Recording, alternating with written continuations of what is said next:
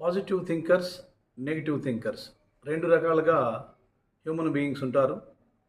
ఈ positive thinkers ఎలా ఉంటారంటే, వారికి వచ్చినటువంటి ప్రతి కష్టంలోనూ ఒక మంచి అవకాశాన్ని చూస్తారు. ఈ నెగిటివ్ థింకర్స్ వాళ్ళకొచ్చిన అవకాశాల్లో కష్టాన్ని చూస్తారు. కాబట్టి మనకు ఎదురయ్యేటువంటి కష్టాల గురించి ఆలోచించకుండా పాజిటివ్గా మనం ఏ పనైనా చేపడితే విజయాన్ని సాధించడానికి అవకాశం ఉంటుంది.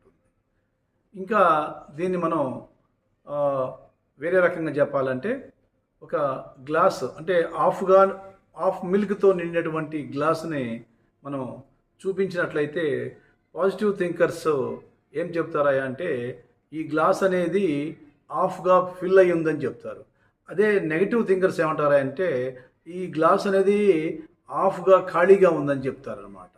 సో కాబట్టి మన పర్సెప్షనే మన యొక్క విజయానికి కారణం అవుతుంది. మీరు గమనించారో లేదో, పసిఫిక్ లాంటి పెద్ద సముద్రంలోనైనా చిన్న చేప పిల్ల ఈదుతూ ఉంటుంది. ఆ చేప పిల్ల తోకతో ఈదుతూ ఉంటుంది, దాని యొక్క చిన్న చిన్న రెక్కలతో ఈదుతూ ఉంటుంది. ఆ యొక్క చేప పిల్ల తోకకి అంత పెద్ద సముద్రం కూడా చాలా చిన్నగా ఉంటుందన్నమాట. కాబట్టి మానవులకి మనకి ఎటువంటి కష్టాలు వచ్చినా కానీ ఆ కష్టాలని చిన్నగా చూడాలి తప్పితే పెద్దవిగా చూడకూడదు.